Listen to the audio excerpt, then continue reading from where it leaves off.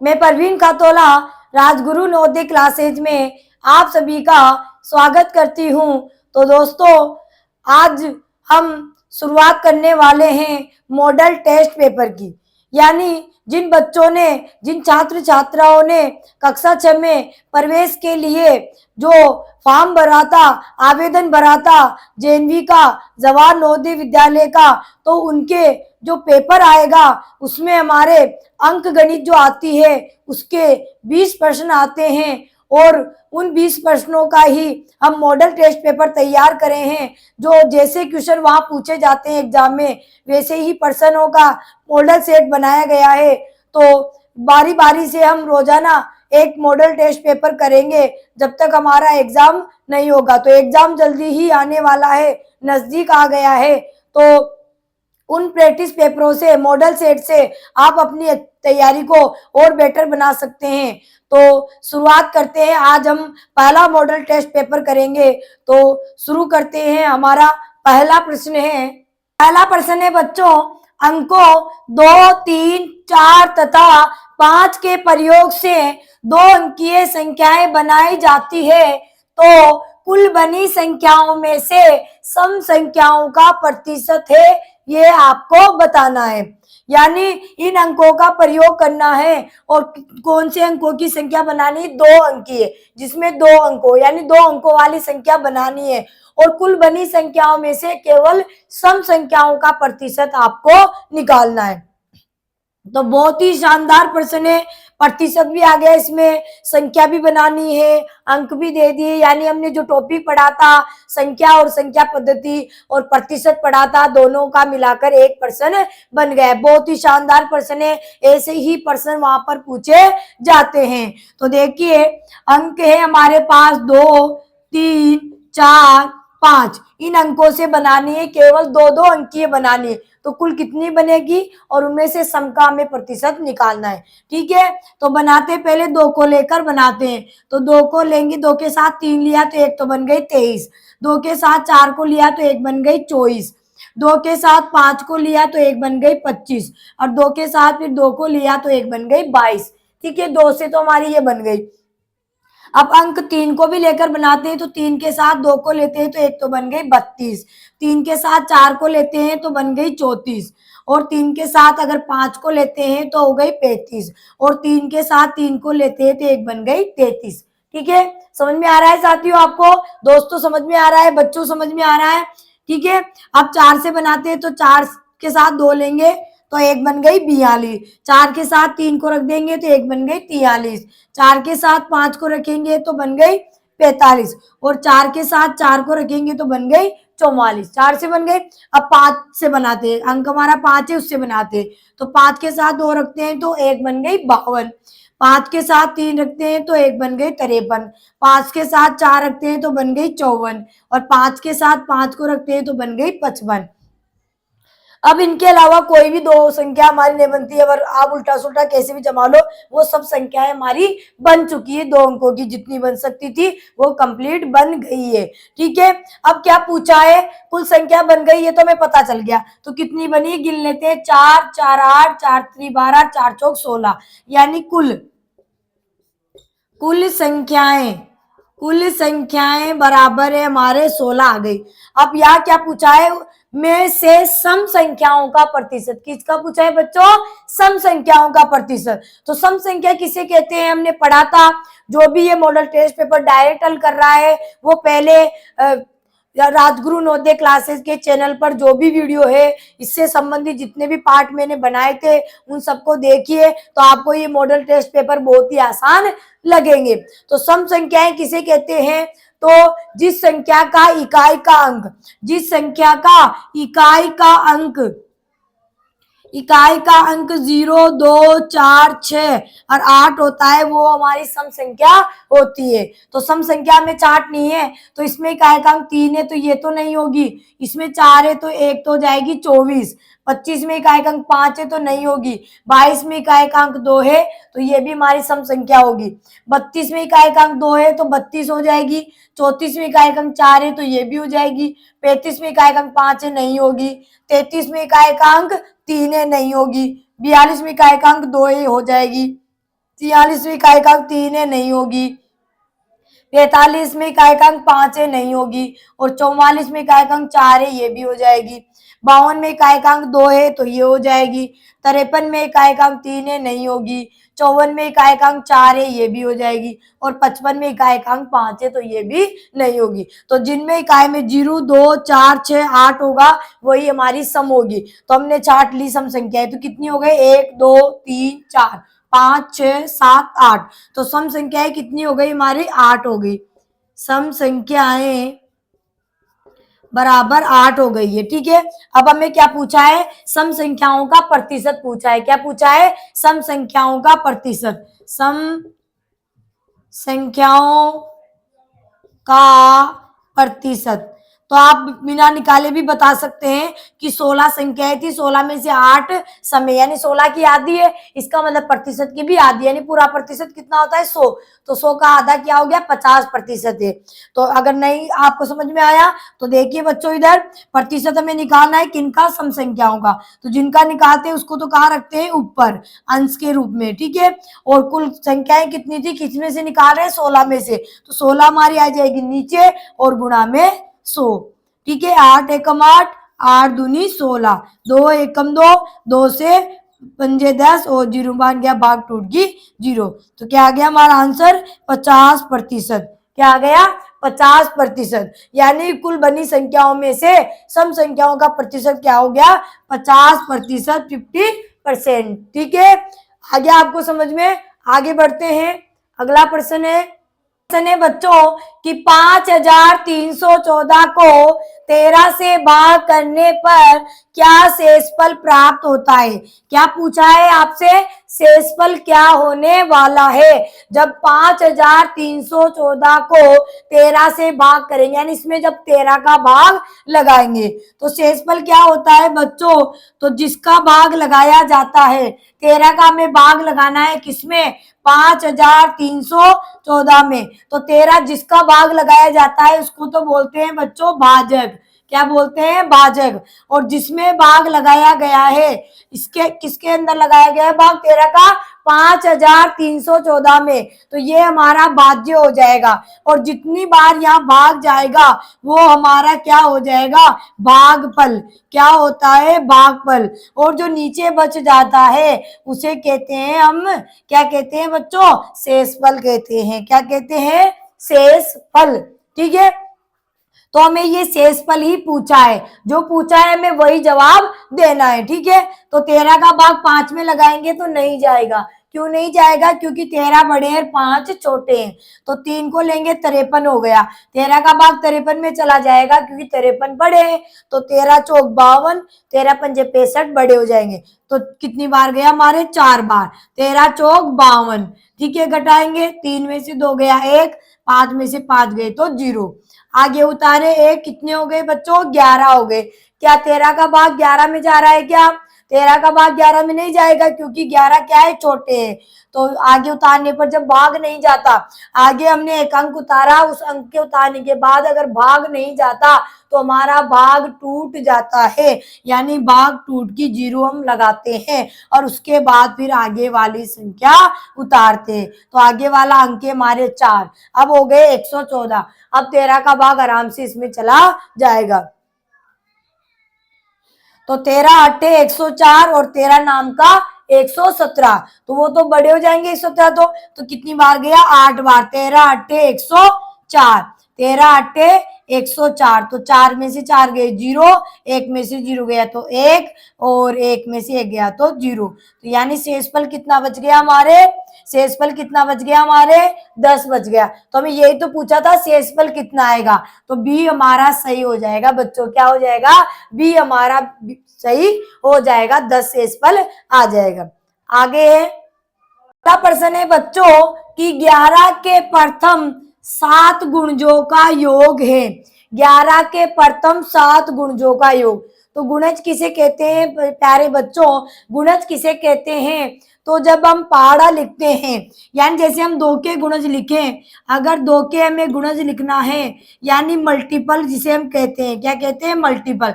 तो 2 के गुणज लिखेंगे तो 2 का पहला गुणज 2 ही होगा। दो एकम दो, फिर दो दूनी 4, दो तिया 6, दो चौके 8, दो पंजे 10, दो छिक्की 12।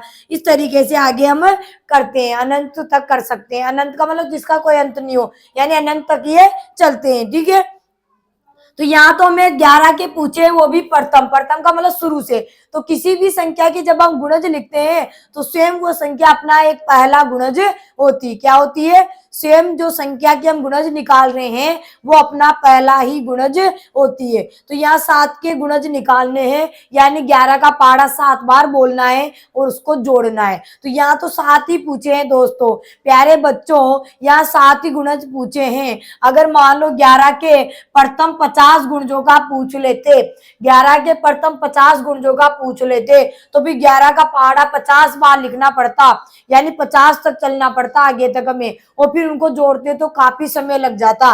तो यहाँ 7 ही पूछा है, तो इसके लिए हमारे पास एक सूत्र होता है। इसके लिए हमारे पास एक सूत्र होता है कि गुणजों का योग कैसे निकाला जाता है। लेकिन वहां पर आना चाहिए हमारे प्रथम। क्या आना चाहिए?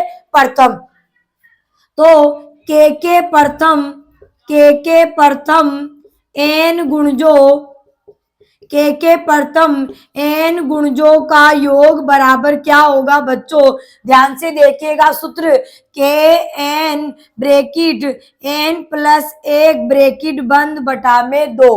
ठीक है, अब यहाँ ध्यान दीजिएगा कि के क्या होगा। तो के की जगह में किसको रखना है कि जिस संख्या के हम गुणज निकाल रहे हैं, जिस संख्या के हम गुणज निकाल रहे हैं उसको हमें के मानना है। तो किसके गुणज निकाल रहे हैं प्यारे बच्चों? 11 के। तो के की जगह आ जाएगा 11।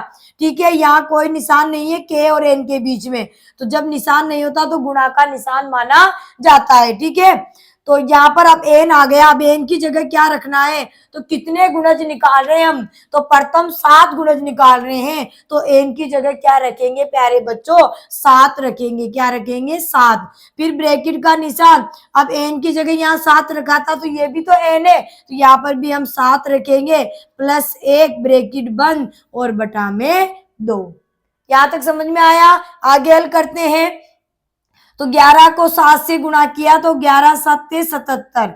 यहाँ कोई निशान नहीं है ब्रैकेट के बाहर, तो गुणा का निशान। ब्रैकेट को जब हल करते हैं तो ब्रैकेट में 7 प्लस 1 है, यानी कितने हो गए? 8। 7 में 1 जोड़े तो 8, और बटा में क्या है हमारे? 2। ठीक है, 2 से हमारे 8 कट रहे हैं 4 बार। 2 एकम 2, 2 चौके 8, तो 4 बार कट गए। अब 4 को 77 से गुणा करना है, तो 4 7 28 के 8 हासिल के 2, 4 7 28 हासिल के 2 जोड़े तो 29 30, यानी 308। क्या आ गया? 308 आ गया। ठीक है, सही जवाब हो जाएगा बी, 308। क्या हो जाएगा? 308 हो जाएगा बच्चों। ठीक है, तो इस तरीके से सूत्र से आप कितने भी गुणज जब में निकालने के लिए बोले, किसी भी संख्या के लिए बोले, तो तुरंत 1 मिनट भी आपको नहीं लगेंगे गुणज बताने में। अगर ये सूत्र नहीं होगा आपके पास, अगर ये सूत्र आपको याद नहीं है बच्चों, तो फिर आपको 11 के 7 गुणज लिखने पड़ेंगे और फिर उनको जोड़ना पड़ेगा। तो यहाँ तो 7 ही थे। मान लो अगर 7 की जगह 15 आ जाए, 20 आ जाए, 30 आ जाए, 40 आ जाए, 11 के 40 गुणजों का योग पूछ ले, तो फिर 11 के 40 गुणज हमें लिखने पड़ेंगे और फिर उनको जोड़ेंगे तो काफी 10-12 मिनट हमें लग जाएंगे। तो हमें वहां पर समय का भी ध्यान रखना होता है बच्चों, क्योंकि हमारे पास केवल 120 मिनट होते हैं, 2 घंटे का पेपर होता है, उसी में हमें पूरे 80 क्वेश्चन करने होते हैं। तो समय को देखते हुए मैं ऐसे शॉर्ट तरीके से उनको करना पड़ेगा बच्चों। इसलिए आपको इस सूत्र से करोगे तो आपका बिल्कुल फटाफट से आंसर आ जाएगा। तो आगे बढ़ते हैं, अगला प्रश्न है बच्चों 2/5 प्लस 2/25 माइनस 1/4 का दशमलव समतुल्य है। यानी दशमलव हमने पढ़ा था, डेसिमल फ्रैक्शन हमने पढ़ी थी, तो ये बोल रहा है कि इनका दशमलव के रूप में मान क्या आएगा? दशमलव समतुल्य, यानी जब हम इनको हल कर कर दशमलव में बदलेंगे तो दशमलव में इनका मान ए बी सी डी में से कौन सा आने वाला है। ठीक है, तो भिन्न भी है हमारे पास में, भिन्न दे दी हमें और दशमलव में पूछा है, यानी 2 प्रश्न गुणावलियों का सवाल एक ही बन गया। तो दोस्तों कोई घबराने वाली बात नहीं है बच्चों, आपको पहले हम हल करेंगे और फिर जब जिसमें पूछा है हमें आंसर, भिन्न में पूछा है, मिश्र भिन्न में पूछा है, दशमलव में पूछा है, प्रतिशत में पूछा है, जिसमें पूछा जाता है हम उसमें बदल लेंगे। तो हमें यहाँ दशमलव में पूछा है तो हम दशमलव बना लेंगे। तो पहले हम हल करते हैं 2/5 प्लस 2/25 माइनस 1/4। पहले इसको हल करते हैं तो हमें ये भिन्न के इसमें जोड़ भी है और बाकी भी है, यानी जोड़ और बाकी एक साथ दे दिए, तो जोड़ और बाकी को हम एक साथ कर सकते हैं। लेकिन कैसे हल करेंगे, तो देखिए जब इस तरीके से आ जाए हमारे पास भिन्न और उनको जोड़ना या घटाना होता है तो हम हर देखते हैं, तो हर है इसका 5, 25 और 4। हर असमान है, जब हर असमान होते हैं और जब भिन्नों को जोड़ा जाता है तो हरों को समान किया जाता है, और हरों को समान करने के लिए हरों का लसा निकाला जाता है। तो यहाँ हर को समान करने के लिए हम हर का लसप निकालेंगे। तो लसप किसे कहते हैं, मसप किसे कहते हैं, कैसे निकालते हैं, सब हमने जान लिया था। ठीक है, तो यहाँ भाज्य संख्याओं का ही भाग देते हैं। तो सबसे छोटी भाज्य संख्या हमारी 2, तो 2 में 2 का भाग 4 में चला जाएगा, 5 और 25 में नहीं जाएगा, तो फिर हम 5 और 25 को ऐसे ही लिख देंगे। तो हमने भाजकता के नियम भी पढ़ लिए थे कि भाजकता का 2 का भाजकता का नियम क्या होता है। तो जिस संख्या का इकाई का अंक 0, 2, 4, 6, 8 होता है वो हमारी क्या होती है, संख्या 2 से पूरी बार विभाजित होती है। तो 2 का भाग 5 में नहीं जा रहा, 5 को हम ऐसे ही लिख देंगे। 25 में नहीं जा रहा, 25 को भी ऐसे लिख देंगे। लेकिन 2 का भाग 4 में जा रहा है, 2 दूनी 4। ठीक है, तो यहाँ पर आ गया हमारे 2 दूनी 4 यानी 2 बार। फिर अभी भी 2 का जा रहा है तो देंगे, जब तक 2 का जाएगा तब तक देते जाएंगे। तो 5 में नहीं जा रहा, 5 को ऐसे लिख देंगे, 25 में नहीं जा रहा, 25 को भी ऐसे ही लिख देंगे। 2 का भाग 2 में जा रहा है, 2 एकम 2। अब 2 के बाद में हमारे 2 का 5 में नहीं जा रहा, 25 में जा रहा, तो 2 के बाद अभाज्य संख्या है हमारी 3। क्या 3 में जा रहा है क्या, तो 3 का देखते हैं। 3 का भाजकता का नियम होता है कि अंकों के योग में अगर 3 का भाग चला गया तो वो संख्या 3 से पूरी बार विभाजित होती है। तो देखिए 5 तो हमारी अभाज्य है, तो 5 में तो 5 का ही जाएगा। 25 के अंकों को जोड़ते हैं तो 5 और 2 7 होते हैं, तो 3 का नहीं जाएगा। 3 के बाद अभाज्य संख्या आती है हमारी 5, तो 5 में दोनों में ही जा रहा है, 5 एकम 5, 5 25 1। 5 का भाग 5 में जा रहा है 1, 5 एकम 5 1। कब तक करते हैं, जब तक नीचे 1 1 नहीं आता था। ठीक है, यानी पूरा भाग चला नहीं जाता। तो अब इनका लसा हो गया हमारे 2 गुणा में 2 गुणा में 5 गुणा में 5, यानी 2 दूनी 4, 4 पंजे 20, 20 पंजे 100, यानी इसके जो अभाज्य गुणनखंड आए थे हमारे ये, यानी अभाज्य संख्याओं में आए थे ये, उनको हम गुणा कर लेंगे तो क्या आ गया हमारा 100 इनका लसप आ गया। अब ये लसप को हम क्या कर देंगे, हर के रूप में नीचे लिख देंगे। अब इन सभी के हर क्या हो गए हैं, 100 बन गया है। ठीक है, अब अंश को भी चेंज करेंगे, हर चेंज हो गया तो अंश भी चेंज होगा। कैसे होगा, 5 का भाग हर में लगाएंगे 100 में, तो 5 का भाग 100 में कितनी बार जाएगा, 20 बार। 20 पंजे 100 होते हैं ना, और 20 को फिर अंश से गुणा कर लेंगे, तो 20 दूनी 40, प्लस का निशान। 25 का भाग 100 में कितनी बार, 25 चौक 100, 4 बार, और 4 को अंश से गुणा करेंगे तो अंश से 2, 2 चौक के 8, माइनस 4 का भाग 100 में देंगे तो 25 बार जाता है, 25 चौक 100 होते हैं ना, तो 25 को फिर अंश से गुणा करेंगे तो 25 एकम 25, जैसे माइनस का निशान तो यहाँ माइनस लगाएंगे, 25 एकम 25। आगे हल करेंगे तो ये जोड़ के ये भी जोड़ के दोनों को जोड़ेंगे तो 48 माइनस 25 बटा में 100। अब घटाएंगे 25, तो 8 में से 5 गए तो 3, 4 में से 2 गए तो 2, और बटा में 10। अब हमें किसमें लाना था आंसर, किसमें लाना था हमें आंसर, यहाँ पर दशमलव समतुल्य बनाना था।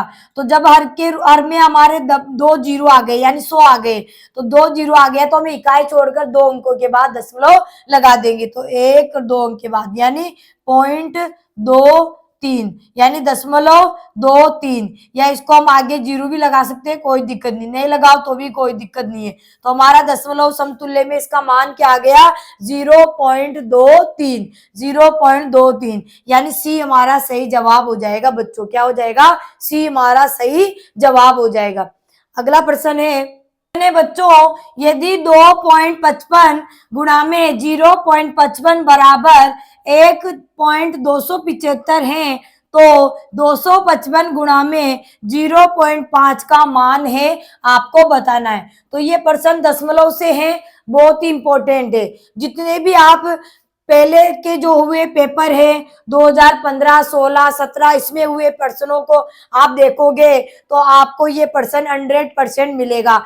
ऐसा प्रश्न 100% आता है दशमलव से, ठीक है। तो इसको ध्यान से समझिएगा, कभी वो गुणा में भी पूछता है तो कभी भाग में भी पूछता है, तो अभी हमारे गुणा में है, ठीक है। तो इसको देखिए, ध्यान से देखिए बच्चों, 2.55 गुणा में 0.5 बराबर 1.275 है। अब हमें दिया हुआ है कि 255 गुणा में 0.5 बराबर क्या होगा। अब ध्यान से देखिएगा दोनों संख्याओं को, अगर इनका दशमलव थोड़ी देर के लिए हटा दिया जाए, यानी अगर हम ये मान ले कि दशमलव नहीं लगा है तो ये 255 है और ये भी 255 है, ये 5 है और ये भी 5 है। तो दोनों जब समान संख्या हैं तो उनको गुणा करने पर यहाँ आया है हमारे 1275। दशमलव नहीं मान रहे अभी हम, है ना। तो यहाँ पर भी आंसर तो 1275 ही आएगा ना, यानी 1275 ही आएगा ना। आएगा कि नहीं आएगा, जब दशमलव नहीं होगा तो आएगा, ठीक है। अब दशमलव की बात कर लेते हैं। यहाँ पर दशमलव के बाद में देखिए 2 अंक थे और यहाँ पर 1 अंक थे। इस जब हम गुणा करते हैं दशमलव संख्या को दशमलव से, तो गुणा करने के बाद हम जितने अंकों के बाद दशमलव लगा है उतने अंक छोड़कर इकाई की तरफ से दशमलव का चिन्ह लगाते हैं। तो यहाँ दशमलव के बाद 2 अंक थे, यहाँ पर 1 है, 3 अंक थे कुल। तो हमने 1, 2, 3 छोड़कर यहाँ पर दशमलव लगाए। आई बात समझ में। तो यहाँ हमें गुणा करने की जरूरत नहीं पड़ी, हमने देख लिया कि समान थी। तो अब हमारे दशमलव के बाद में तो केवल 1 ही अंक है, तो हमें कितने अंकों के बाद लगाना होगा दशमलव? 1 अंक के बाद, वो भी किधर से? इकाई से। तो इकाई से 1 अंक के बाद लगाएंगे तो हमारा दशमलव लग जाएगा 127 के बाद में, तो 127.5 आ जाएगा, यानी 127.5 आ जाएगा। यानी बिना आपको गुणा किए हुए, बिना आप पेंसिल उठाए हुए आप डायरेक्ट जवाब दे सकते हैं। दशमलव की प्रश्नावली बहुत ही इंपॉर्टेंट है, इसमें से हमेशा एक प्रश्न हमेशा ही पूछा जाता है। ऐसे तो सारे ही टॉपिक इंपॉर्टेंट है, लेकिन जो प्रश्न मैंने आपको भी बताया है ये 100% आने वाला है, ठीक है। तो यहाँ पर हमारा क्या जवाब हो जाएगा? बी हमारा सही जवाब हो जाएगा। देखो संख्या तो सी में भी वही थी, लेकिन यहाँ दशमलव 2 अंकों के बाद लगाए, तो हमारे तो यहाँ पर 1 ही अंक था, इसलिए 1 अंक के बाद ही हमें लगाएंगे। तो प्यारे बच्चों ऐसे आपको समझना होगा, जल्दबाजी नहीं करनी। अगला प्रश्न है प्यारे बच्चों कि 7 के प्रथम 6 गुणजों के योग में परिणामी संख्या के सभी अंकों का योग है। बहुत ही शानदार प्रश्न है, यानी गुणज का योग तक तो पूछा जाता था, लेकिन उससे भी अगर आगे पूछ लिया जाए तो फिर क्या कैसे करेंगे। तो यहाँ पर आगे और बात पूछ ली गई है कि परिणामी संख्या के सभी अंकों का योग है। प्रश्न अगर आपको समझ में आएगा तभी आप आंसर कर पाओगे प्यारे बच्चों। तो प्रश्न आपको ढंग से पढ़ना है, जब आप एग्जाम दोगे तो प्रश्न को एक बार नहीं, मेरे कहने से 2 बार पढ़िएगा, ठीक है। तब आपको पता चलेगा कि प्रश्न में क्या पूछा गया है। तो आपको प्रश्न पढ़ते पता चल जाना चाहिए कि कौन सी प्रश्नावली से हमारा प्रश्न आया है। तो ये प्रश्न हमारे संख्या और संख्या पद्धति से आई बात समझ में। तो अब करते हैं, तो अभी हमने निकाला था कि के प्रथम n गुणजों का योग निकालने का सूत्र होता है के n bracket n plus 1 bracket बंद बटा में 2, ठीक है। आपको ये ध्यान रखना है, याद कर लेना है ये सूत्र आपको, ठीक है। तो के को क्या मानना है? जिसके हम गुणज निकाल रहे हैं, किसके निकाल रहे हैं? 7 के। तो 7 के बाद में n, यानी गुणा में कितने n का मतलब है कितने गुणज हम निकाल रहे हैं, तो कितने? प्रथम 6, प्रथम आएगा तभी ये सूत्र लगेगा प्यारे बच्चों, ठीक है। तो यहाँ 6 गुणज निकालने, तो 6 ब्रैकेट n की जगह वापस 6 प्लस 1 ब्रैकेट बंद बटा में 2। आगे हल करते हैं तो यहाँ पर 7 छंग 42, ब्रैकेट के बाहर कोई निशान नहीं गुणा का, ब्रैकेट में जो दे रखा है 6 प्लस 1 तो कितने हो गए? 7 और बटा में 2। 2 से हमारी कट रही है 42, 2 दूनी 4, 2 एकम 2, 21 बार, 21 साते 147, 21 साते 147 आ गया। ठीक है, ये तो हमारा क्या आ गया, 7 के प्रथम 6 गुणजों का योग आ गया। ठीक है, लेकिन हमें पूछा क्या है कि परिणामी संख्या के सभी अंकों का योग। तो परिणामी संख्या 3 अंकों से मिलकर बनी, 3 अंकों से मिलकर बनी है, यानी 3 अंकों की है, तो इसके सभी अंकों का योग करना है। तो 1 है, 4 है और 7 है, इनको जोड़ेंगे तो 4 और 1 5, 5 और 7 12 हो गए। तो ये हमें बताना है कि परिणामी संख्या के अंकों का योग क्या होगा। तो डी हमारा सही जवाब हो जाएगा बच्चों। आगे बढ़ते हैं, अगला प्रश्न है बच्चों कि 4 घंटियां 5, 10, 15 और 20 मिनट के अंतराल पर बजती है। यदि वे प्रातः 9 बजे एक साथ बजती है तो वे कितने बजे दोबारा एक साथ बजेगी। तो प्रश्न पढ़ते ही आपको समझ में आ जाना चाहिए सबसे पहले कि कौन से टॉपिक से प्रश्न आया है। तो प्यारे बच्चों, ये लसप और मसप यानी लघुत्तम समापवर्त्य और महत्तम समापवर्तक से प्रश्न आया है। तो हमने पढ़ा था कि जहां पर घंटियों का नाम आ जाए, जहां पर घंटियां आ जाए, जहां पर ट्रैफिक बत्तियों का सवाल आ जाए, एक साथ चलने कदम उठाने की बात आ जाए, जहां पर छोटी से छोटी आ जाए, कम से कम आ जाए, न्यून से न्यून आ जाए, सबसे छोटी आ जाए, तब ऐसे प्रश्नों में हम लघुत्तम समापवर्त्य निकालते हैं। क्या निकालते हैं? लघुत्तम समापवर्त्य निकालते हैं। तो यहाँ पर घंटियों का सवाल है, तो सवाल नहीं कहेगा कि आप लघुत्तम समापवर्त्य निकालिए या महत्तम समापवर्त्य। तो कुछ शब्द मैंने आपको लिखाए थे जब क्लास में मैंने आपको पढ़ाया था, तो कुछ शब्द लिखवाए थे, उन शब्दों को पहचान कर ही आप पता लगाओगे कि लस निकालेंगे या मस। तो यहाँ पर घंटियां आ गई, इसका मतलब यहाँ लसन निकालना है, और लसन निकालेंगे तो देखिए किसका निकालेंगे, 5, 10, 15 और 20 का।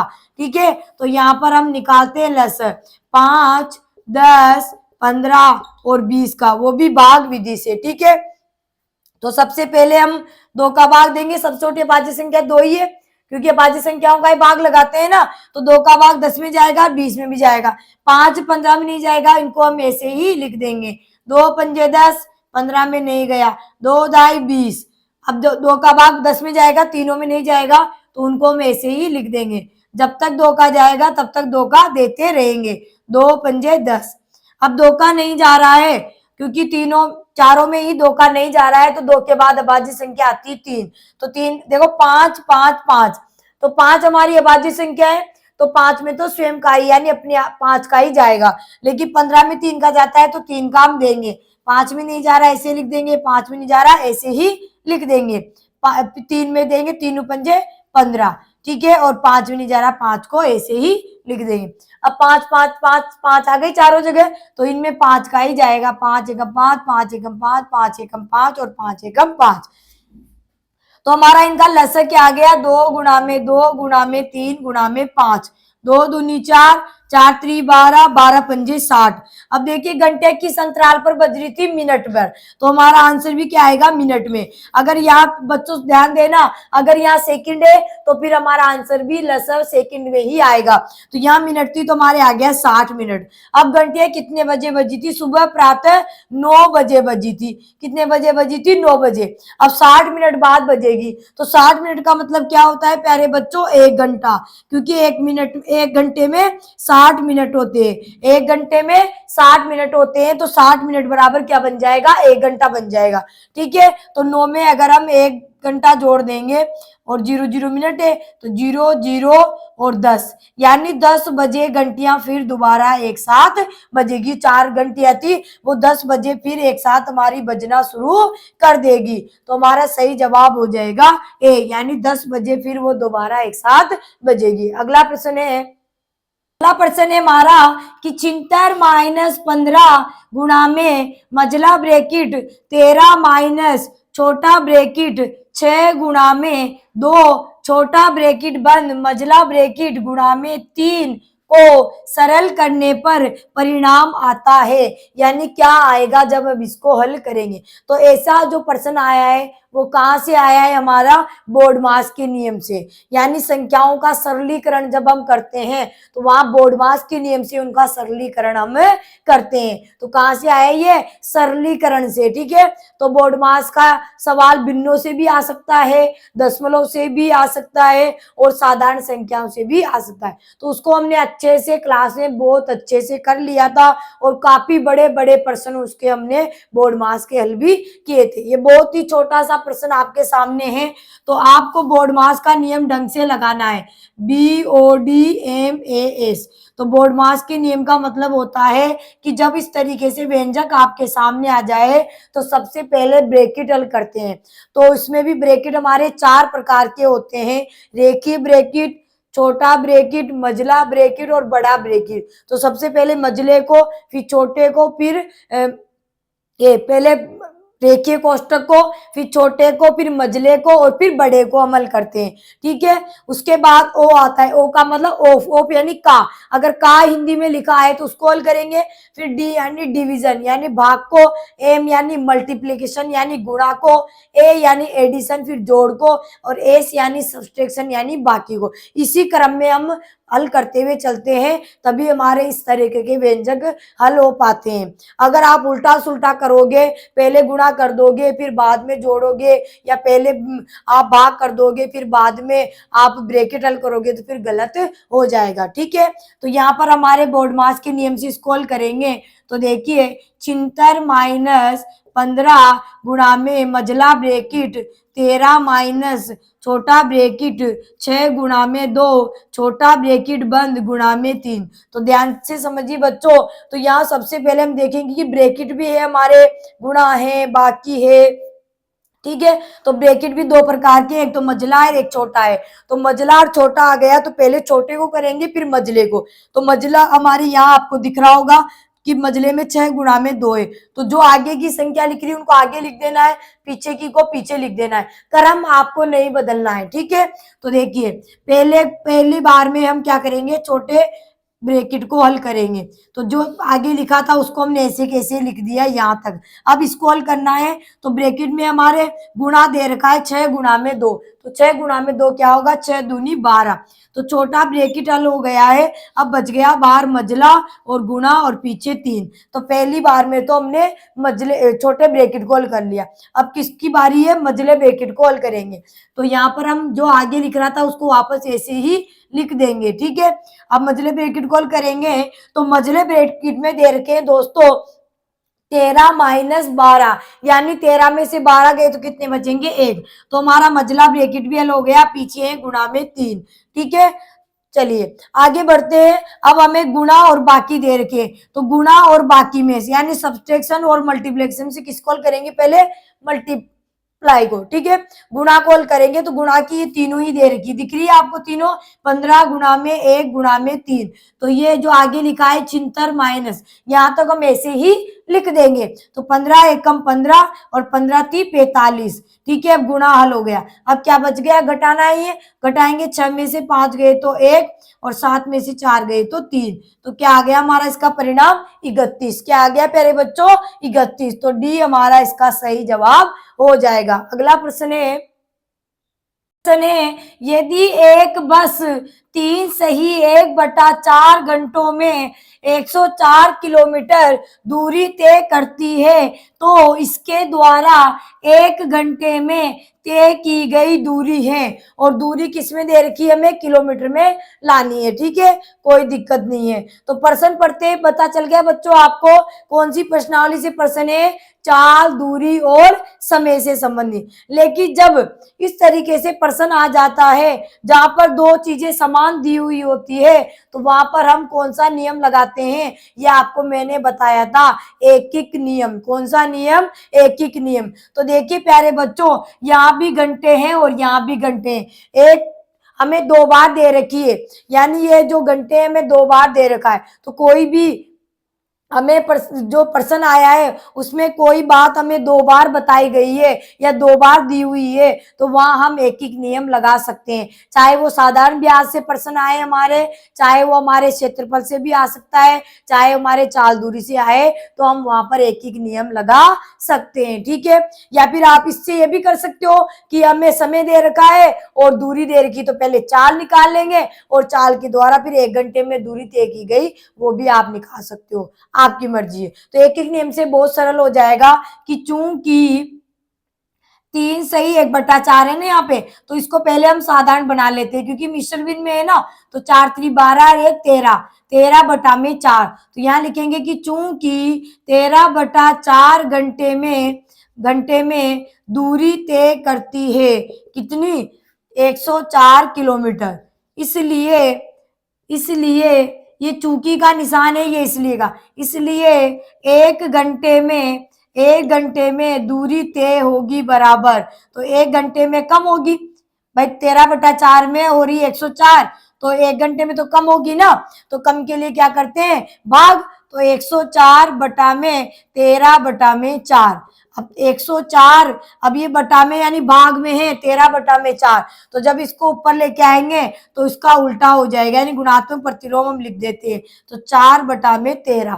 ठीक है, 13 से कट जाएगा, 13 के पहाड़ी में आते हैं 104, 13 एकम 13, 13 अंटे 104। ठीक है, तो 8 को 4 से गुणा किया, ऊपर है 8 चौक 32 और बटा में 1 है, तो 1 का तो कोई मतलब नहीं है, तो क्या आ जाएगा, अब ये किलोमीटर है तो ये भी किलोमीटर आएगा, तो 32 किलोमीटर, यानी 1 घंटे में कितनी दूरी तय करेगी वो बस 32 किलोमीटर। तो डी हमारा सही हो जाएगा।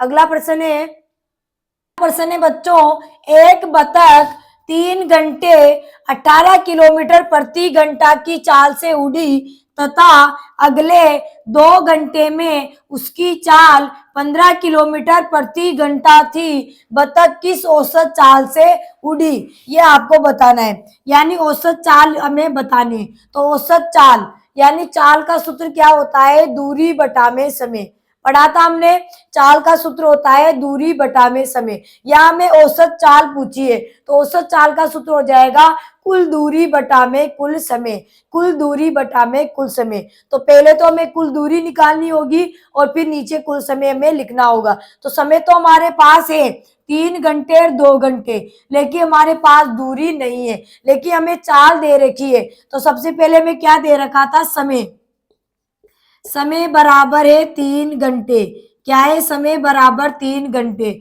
और चाल बराबर क्या थी उसकी, 3 घंटे में 18 किलोमीटर प्रति घंटा। ध्यान से समझना बच्चों, ठीक है। अब यहाँ पर देखिए चाल जो चल रही है वो घंटे में चल रही है और हमारा समय भी क्या है, घंटे में। अब यहाँ से हमें दूरी मिलेगी, तो दूरी किस में आएगी, हमारे किलोमीटर में।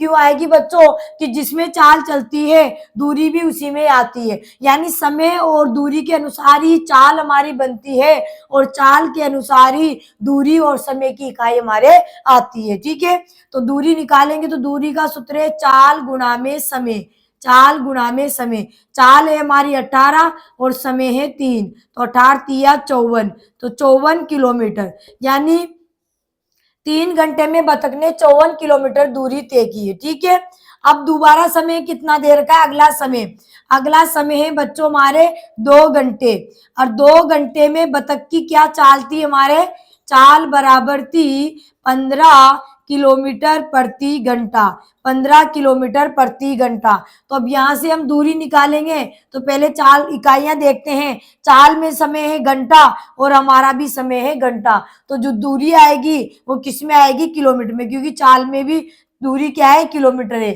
क्योंकि चाल का सूत्र क्या होता है, दूरी बटा में समय। तो दूरी बराबर क्या हो जाएगा, चाल गुणा में समय, चाल गुणा में समय। चाल है 15, समय है 2, तो 15 दूनी 30 किलोमीटर, 15 दूनी 30 किलोमीटर, तो दूरी आ गई हमारी 30 किलोमीटर। दोनों दूरी हमें पता चल गई। हमें क्या निकालना था, औसत चाल, क्या निकालना था, औसत चाल। तो औसत चाल का सूत्र क्या होता है, कुल दूरी बटा में कुल समय होता है दोस्तों, क्या होता है, कुल दूरी बटा में कुल समय। तो कुल दूरी कितनी आ गई, तो 54 प्लस 30 बटा में कुल समय 3 घंटे प्लस अगले 2 घंटे यानी 5 हो गए। तो इनको जोड़ते हैं तो ये तो हो गए हमारे 84 और बटा में 5। तो 84 बटा में 5 किलोमीटर प्रति घंटा, किलोमीटर प्रति घंटा हो गई हमारी चाल। तो हमारी जो चाल दे रखी थी इस तरह सादा बिन में नहीं दे रखी थी, मिश्र बिन में दे रखी, तो हम भी मिश्र बिन बना लेंगे। तो 5 का भाग 8 में लगाएंगे पहले, तो 5 एकम 5, कितने बच गए 3। आगे उतारे 4 तो 34 हो गए, 5 छक्के 30, कितने बच गए 4। तो 4 और बटा में 5 था वो 5 लिख देंगे, यानी 16 सही 4 बटा में 5 किलोमीटर प्रति घंटा। आपको इस तरीके से मिश्र बिन नहीं आती बनाना, मैंने आपको बता दिया था बिन्नों की प्रश्नावली में कि 5 का भाग 84 में लगाएंगे तो 5 एकम 5, कितने बच गए 3। आगे उतारे 4, 5 छिक्की 30, कितने बच गए 4। ठीक है, तो जो जितनी बार भाग जाता है उसको तो लिखते हैं हम पूर्ण संख्या के रूप में, और जिसका जो शेषफल बचता है वो बन जाता है हमारा अंश, और जिसका भाग दिया था ये कहे जो हरता वो हर ही रहता है। तो 16 सही 4 बटा में 5, 16 सही 4 बटा में 5 किलोमीटर प्रति घंटा उस बतख की औसत चाल हो जाएगी। तो सी आपका सही जवाब हो जाएगा, सी हो जाएगा हमारे इस प्रश्न का सही जवाब। अगला प्रश्न है बच्चों कि निम्नलिखित को आरोही क्रम में लिखिए। हमारे पास संख्या है 11,023, 11,032, 12,031, 12,013। ठीक है, इनको आरोही क्रम में जमाना है। क्या करना है? आरोही क्रम में जमाना है। आरोही का मतलब होता है दोस्तों, आरोही का मतलब होता है बच्चों बढ़ते क्रम में। आरोही का मतलब होता है बढ़ते क्रम में, यानी सबसे छोटी उससे बड़ी, उससे बड़ी, सबसे बड़ी आखिरी में लिखी जाती है। तो यहाँ पर देखते हैं, पहले गिन लेते हैं कितने अंकों की संख्या हमारे पास है। तो 3 2 5 5 5 5, यानी सभी 5 अंकों की संख्या हमारे पास है। तो हम सबसे पहला अंक देखते हैं, तो 1 1 1 1 1। दूसरा अंक देखते हैं तो दूसरा भी इसमें 1 है, इसमें 1 है, इसमें 2 है, इसमें 2 है। तो ये दोनों तो बड़ी हो गई। अब इन दोनों को देखते हैं, यानी आप पढ़कर भी कर सकते हैं कि 11,023 सबसे छोटी हो जाएगी, उससे बड़ी 11,032, और उसके बाद ये 12,031 है, ये 12,013 है। तो उससे बड़ी हो जाएगी 12,013 और सबसे बड़ी हो जाएगी 12,031। बहुत ही सीधा था। 11,023, 11,032, 12,013 और 12,031, इस तरीके से बढ़ता हुआ क्रम हमारा हो जाएगा। तो ये ढूंढना है। तो ए में 11,023 फिर 12 आ गया तो ए तो गलत हो गया, बी ए 11,032 तो गलत हो गया, सी ए 11,023, 11,032, 12,013 और 12,031, यानी सी हमारा सही हो जाएगा। और डी गलत है, 12,000 आ गया पहले से, यानी 12,031 है, फिर 13 है, फिर 32, इसका उल्टा हो गया, यानी ये अवरोही क्रम में। अवरोही क्रम, तो हमें तो क्या पूछा था? आरोही क्रम में, यानी आरोही का मतलब होता है बढ़ते क्रम में, आरोही का मतलब होता है बढ़ता क्रम और अवरोही का मतलब होता है घटता क्रम। तो हमारा सी सही हो जाएगा। तो अगला प्रश्न है एक धावक एक 800 मीटर लंबे प्लेटफॉर्म को पार करने में 6 मिनट 40 सेकंड का समय लेता है। धावक की चाल है, यानी हमें चाल निकालनी है। तो हमें दे रखा है 800 मीटर लंबे प्लेटफॉर्म को, यानी क्या दे रखी है? दूरी बराबर है 800 मीटर। ठीक है, और समय दे रखा है, यानी समय की इकाई मिनट, घंटे और सेकंड होती है। तो यहाँ समय दिया हुआ है हमें 6 मिनट और 40 सेकंड, 6 मिनट और 40 सेकंड, और हमें धावक यानी दौड़ने वाले की चाल हमसे पूछी गई है। तो चाल निकालने से पहले इकाई देखते हैं, तो दूरी मीटर है तो इसके साथ समय सेकंड आता है। हमने पढ़ा था कि चाल की इकाई किलोमीटर प्रति घंटा और या मीटर प्रति सेकंड होती है। तो किलोमीटर के साथ घंटे आते हैं और मीटर के साथ सेकंड आएंगे। ठीक है, तो यहाँ पर चाल भी हमें देखिए मीटर प्रति सेकंड में ही दी हुई है, इसका मतलब है समय हमें सेकंड में बनाना होगा, लेकिन समय हमारा मिनट और सेकंड में है, तो इसको भी हम सेकंड बनाएंगे। तो 6 मिनट को बनाते हैं, क्योंकि 40 सेकंड तो पहले ही सेकंड में है, तो 6 मिनट को बनाएंगे। तो 1 मिनट में 60 सेकंड होते हैं, तो 6 में कितने हो जाएंगे? 360 कितने हो जाएंगे? 360 हो जाएंगे। और 40 सेकंड और हमारे पास है तो कितने हो गए? 400 सेकंड। क्या हो गए? 400 सेकंड। अब दूरी मीटर में, समय सेकंड में, तो चाल क्या आएगी? मीटर प्रति सेकंड। तो चाल बराबर क्या होता है? दूरी बटा में समय। दूरी है हमारे 800 बटा में समय है 400।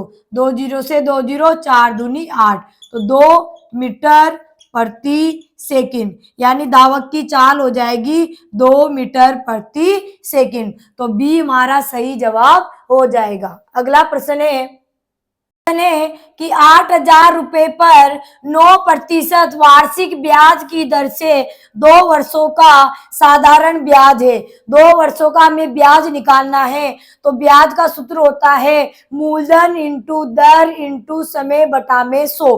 तो हमें मूलधन दिया हुआ है तो सबसे पहले हम लिख देंगे मूलधन बराबर है 8,000 रुपये, और दर हमें दे रखी है, और दर किसमें दी होती है? प्रतिशत का चिन्ह से हम समझ जाते हैं कि ये दर है, और वो भी किसमें चल रही है? वार्षिक में।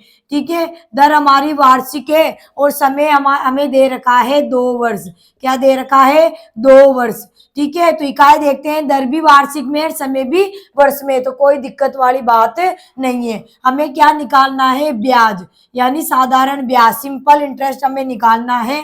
तो मूलधन गुणा में दर गुणा में समय बटा में 100।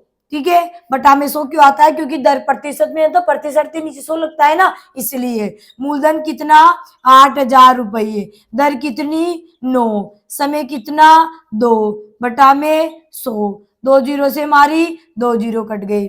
80 को पहले 9 से गुणा कर ले तो 9 आटे 72, यानी और 1 जीरो 720, और 720 को 2 से गुणा करेंगे तो 0, 2 दूनी 4, 2 सत्ते 14, यानी 1,140 रुपये आ जाएगा। तो बी हमारा सही जवाब हो जाएगा। अगला प्रश्न है यदि 36 दर्जन केलों का मूल्य 720 रुपये है तो 18 केलों का मूल्य है।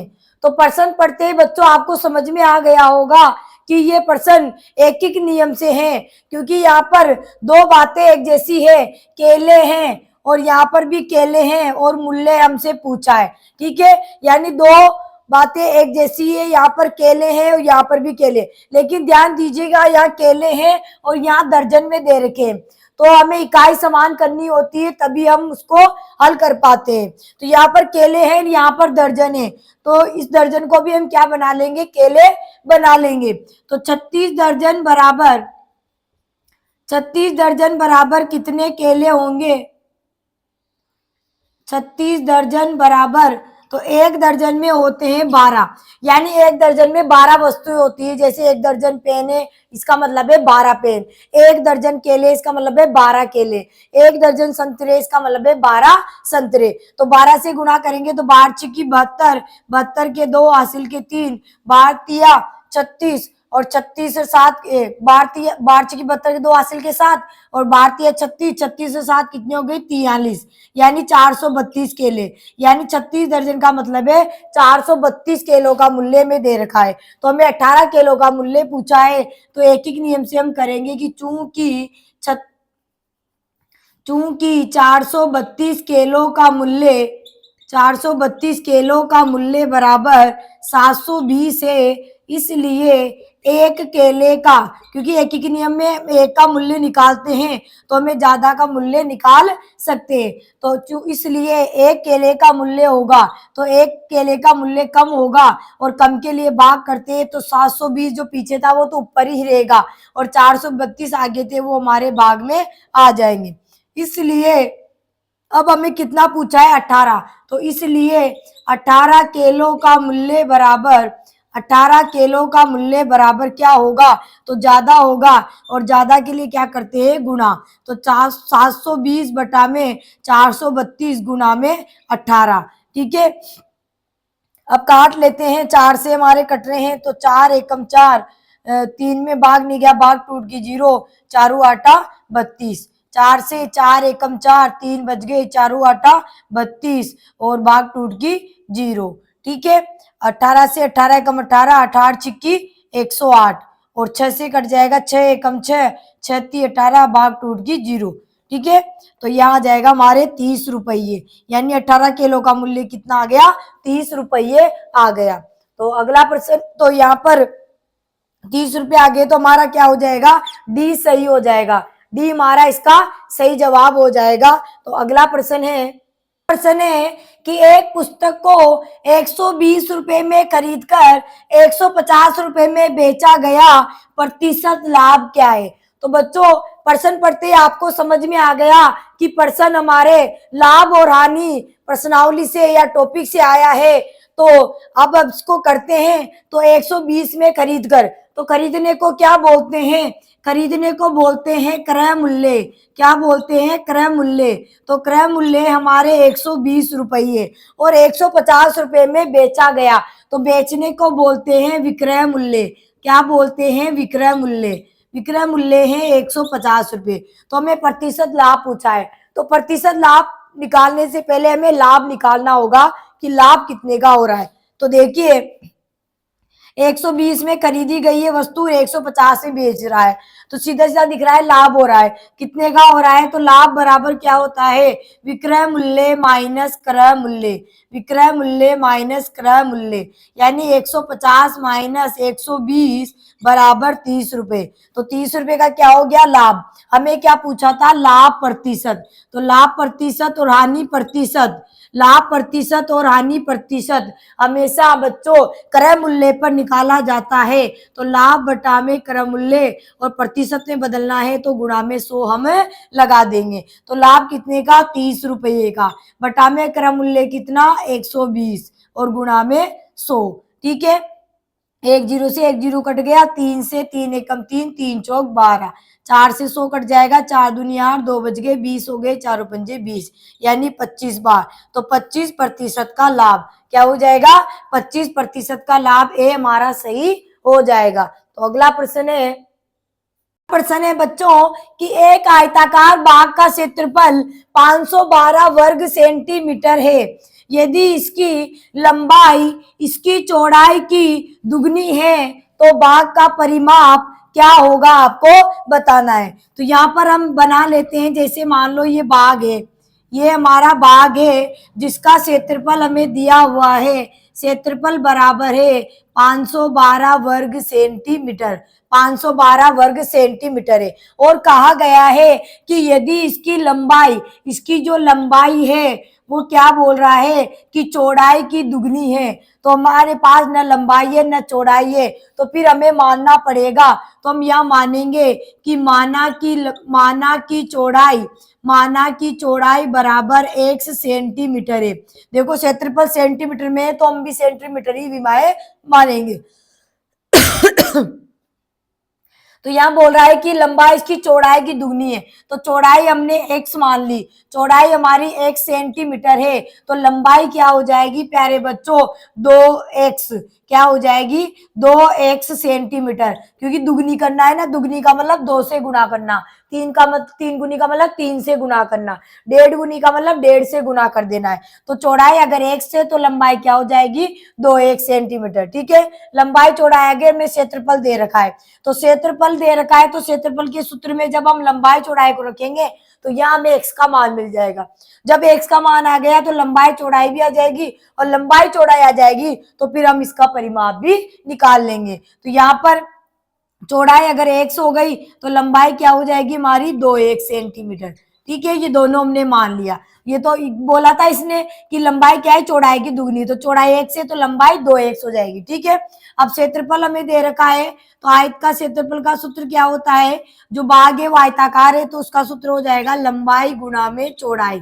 लंबाई गुणा में चौड़ाई, क्षेत्रफल है हमारे 512, लंबाई है 2x और गुणा में चौड़ाई है x। तो 512 बराबर 2x को 1 से गुणा करेंगे 2x स्क्वायर, यानी 2x की घात 2 हो जाएगी। ठीक है, x की घात 2 यहाँ रहेगी, 2 यहाँ पर गुणा है इसके साथ, तो कहाँ चला जाएगा, इधर आते हैं भाग में। तो 2 से 2 दूनी 4, 1 बच गया, 2 पंजे 10, 1 बच गया, 2 चिकी 12, तो क्या हो गया 256। क्या हो गया 256 बराबर x की घात 2। हमें x का मान निकालना है तो x यहाँ रह जाएगा। जैसे ही हमारी घात हटती है इसका मतलब जो पक्षांतरण में दूसरी जो दे रखी है उसके हमारा अंडर रूट लग जाता है। क्या लग जाता है? अंडर रूट लग जाता है। ठीक है, 256 आ गया। अब 256 किसका अंडर रूट होता है ये आपको ध्यान होना चाहिए। अगर नहीं है तो आप इस तरीके से गुणनखंड अभाज्य गुणनखंड से निकाल सकते हैं। देखिए 2 एकम 2, 2 दूनी 4, 1 बच गया, 2 आठे 16, 2 छिकी 12, 2 चौके 8, 2 तिया 6, 2 दूनी 4, 2 एकम 2, 2 छिकी 12, 2 आठे 16, 2 चौके 8, 2 दूनी 4, 2 एकम 2। ऐसे बड़ी संख्या आ जाए तो आप इस तरीके से निकाल सकते हैं। अब इसमें क्या होते हैं, जब हम वर्ग निकालते हैं यानी किसी का वर्ग निकालते हैं तो दो दो वर्गमूल निकालते हैं तो दो दो के जोड़े बनते हैं। जब हम किसी का वर्गमूल निकालते हैं किसी संख्या का तो दो दो के जोड़े बनाते हैं। तो यहाँ 2 और 2 का एक जोड़ा बन गया, 2 और 2 का यानी समान संख्याओं के जोड़े बनते हैं। तो यहाँ सभी 2 ही 2 आई है, 2 और ये 2। तो दोनों जोड़े में जो जोड़े बने थे हमारे 4, उनमें से इस जोड़े में से 2 ले लेंगे, इस जोड़े में से 2, इस जोड़े में से 2 और इस जोड़े में से 2।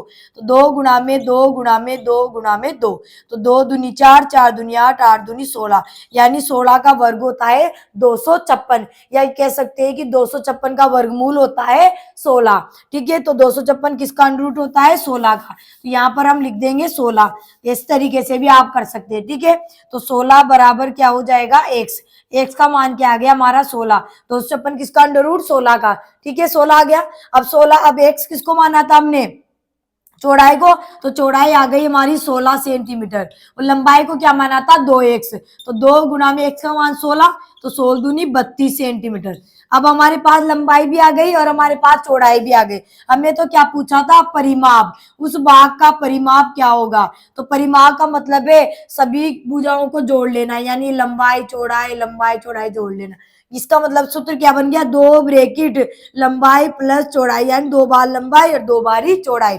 तो ब्रैकेट 2 ब्रैकेट लंबाई कितनी? 32 प्लस चौड़ाई कितनी? 16 ब्रैकेट बंद। तो 2 गुणा में जोड़ेंगे तो 6 2 8 3 48, 48 दूनी 96, तो 96 सेंटीमीटर।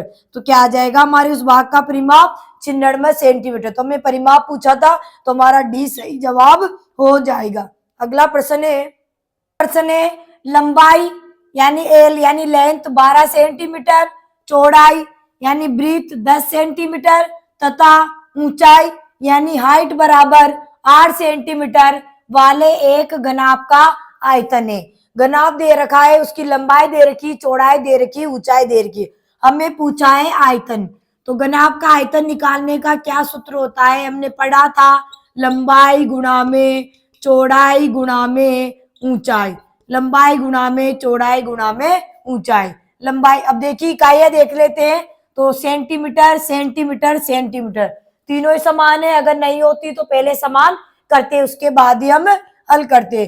तो तीनों समान है। लंबाई 12, चौड़ाई है 10 और ऊंचाई है 8। 12 को 10 से गुणा किया, 12 120 और 120 को 8 से गुणा किया तो 12 8 96 और 1 0 यानी 960। अब जब आप आयतन निकालते हैं, कोई सी भी हमारी आकृति आ जाए जिसका हम आयतन निकाल रहे हैं, तो इकाई में हम क्या लिखते हैं? घन लिखते हैं। क्या लिखते हैं? घन। या फिर हम घात 3 लिखते हैं। तो घन और इकाई ये किसमें थी? लंबाई चौड़ाई ऊंचाई सेंटीमीटर में, तो घन सेंटीमीटर। 960 घन सेंटीमीटर हो जाएगा। तो 960 ए में आ रहा है और सी में भी आ रहा है, लेकिन सी में इकाई वर्ग सेंटीमीटर है और इसमें घन सेंटीमीटर। तो वर्ग तो हम क्षेत्रफल में लगाते हैं और घन हम आयतन में लगाते हैं, इसलिए कंफ्यूज नहीं होना है प्यारे बच्चों। क्या आ जाएगा हमारा? ए आ जाएगा 960 घन सेंटीमीटर। तो अगला प्रश्न है हमारा, अगला प्रश्न है कि एक वृद्धाश्रम के लिए गोपाल ने 36.5 किलोग्राम चावल एकत्र किए। एकत्र का मतलब इकट्ठा किया। और शेखर ने 45.5 किलोग्राम चावल एकत्र किया। यदि उन्हें कुल 100 किलोग्राम चावल की आवश्यकता है तो उन्हें और कितना चावल खरीदना पड़ेगा?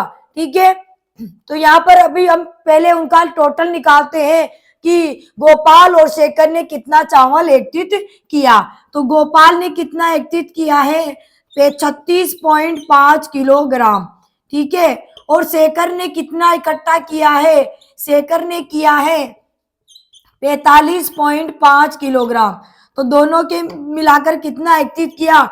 तो पहले तो हम इनको जोड़ लेते हैं। तो 5 5 10 की 0 हासिल का 1, दशमलव के नीचे दशमलव, 6 5 11 और 1 12 हासिल का 1, 4 3 7 और 1 8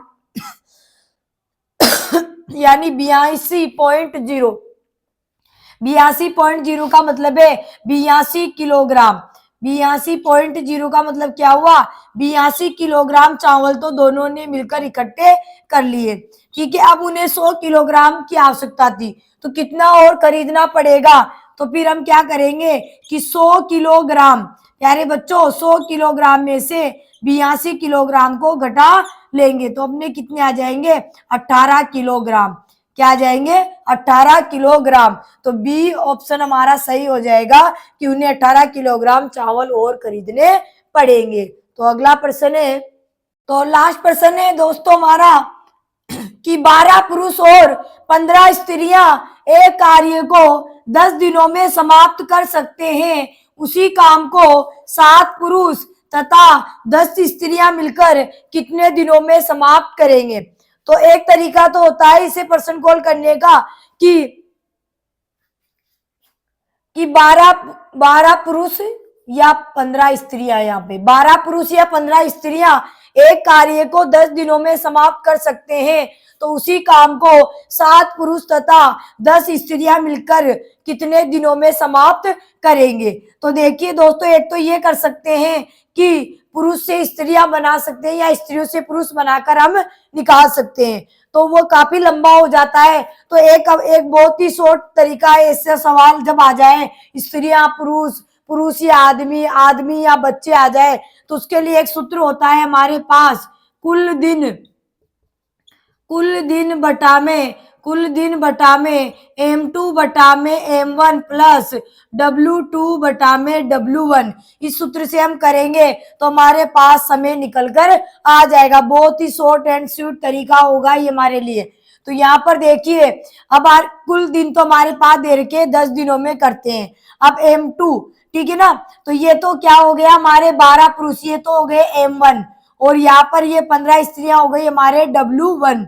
ठीक है, फिर नीचे वाली लाइन में आ जाइए, 7 पुरुष है, ये तो हो जाएंगे हमारे M2 और 10 स्त्रियां हो जाएगी हमारे W2। ठीक है, अब इस तरीके से सूत्र में आपको जमाना है, यानी पहली वाली लाइन में M1 W1, दूसरी लाइन में M2 और W2। अब जमाना क्या है? उल्टा, M2 पर M1 नीचे, W2 पर W1 नीचे। तो कुल दिन कितने दिनों में कर रहे थे? 12 पुरुष या 15 स्त्रियां 10 दिन में। तो 10 बटा में M2 कितने? 7 बटा में M1 कितना? 12 प्लस W2 कितना? 10 बटा में W1 15। ठीक है, अब इसको हल करेंगे तो 10 बटा में, अब ये जो भिन्न है 7 बटा 12 में 10 बटा 15 जोड़ने, तो हर समान करेंगे तो 12 और 15 अलग अलग है, तो समान करेंगे तो 12 और 15 का लसन निकालेंगे तो कितना आएगा हमारे? 60 आ जाएगा। कितना आ जाएगा? 60। तो 12 का भाग 60 में कितनी बार गया? 5 बार। 12 पंजे 60 और 5 को जब अंश से गुणा किया तो 5 7 35, प्लस का निशान। 15 का भाग 60 में कितनी बार गया? 4 बार। 15 चौक 60 और 4 को अंश से गुणा किया तो 4 ढाई 40, क्योंकि अभी भिन्न का भी सवाल हमने किया था, तब हमने लसन निकाल कर किया था, तो वैसे ही इसको करेंगे। आगे हल करेंगे तो 10 बटा में 35 में 40 जोड़ेंगे तो कितने हो गए हमारे? 75। 75 और बटा में क्या है? 60। तो जब इसको ऊपर लेके जाएंगे तो 10 गुणा में क्या हो जाएगा? 60 बटा में 75। 60 बटा में 75। 5 से ये भी कट रहा है, ये भी कट रहा है, किसी को भी काट सकते हैं। 5 दूनी 10, 5 से 5 एकम 5, 2 बच गए, 5 आम 25। 15 से कट रहा है, 15 एकम 15, 15 चौक 60, तो 4 दूनी 8, यानी 8 दिन में समाप्त कर लेंगे। क्या कर लेंगे? 8 दिन में। तो जब आपके पास इस तरीके से प्रश्न आ जाए, पुरुष या स्त्रियां, पुरुष या आदमी, स्त्रियां या बच्चे, पुरुष या बच्चे, तो कितने दिनों में करेंगे उस काम को, तो आपको डायरेक्ट ये फॉर्मूला ध्यान रखना है और इससे आप कर सकते हैं। कुल दिन हमें दे रखे, पहली वाली लाइन का M1 और W1, दूसरी लाइन में M2 और W2। अब इनको उल्टा जमा देना है। कैसे? कि M2 ऊपर M1 नीचे, W2 ऊपर W1 नीचे, तो हमारा आंसर आ जाएगा। हमें स्त्रियों से पुरुष या पुरुष से स्त्रियां बनाने की जरूरत नहीं पड़ेगी। तो हमारा ए सही जवाब हो जाएगा इसका 8 दिन। क्या हो जाएगा? 8 दिन हमारा इसका सही जवाब हो जाएगा। तो दोस्तों आज हमने पहला मॉडल टेस्ट पेपर सोल्व करवाया है आपको, जिसमें अंकगणित में हमारे 20 प्रश्न आते थे। वैसे ही प्रश्न मैंने यहाँ पर आपके लिए बनाए हैं और उन सभी प्रश्नों को हल किया है। अगर आपको मॉडल टेस्ट पेपर के प्रश्न आपको अच्छे लगे हो, आपको समझ में आए, तो वीडियो को लाइक करें, शेयर करें और चैनल को सब्सक्राइब करें। तब तक के लिए धन्यवाद। जय हिंद, जय भारत। मिलेंगे नेक्स्ट वीडियो में।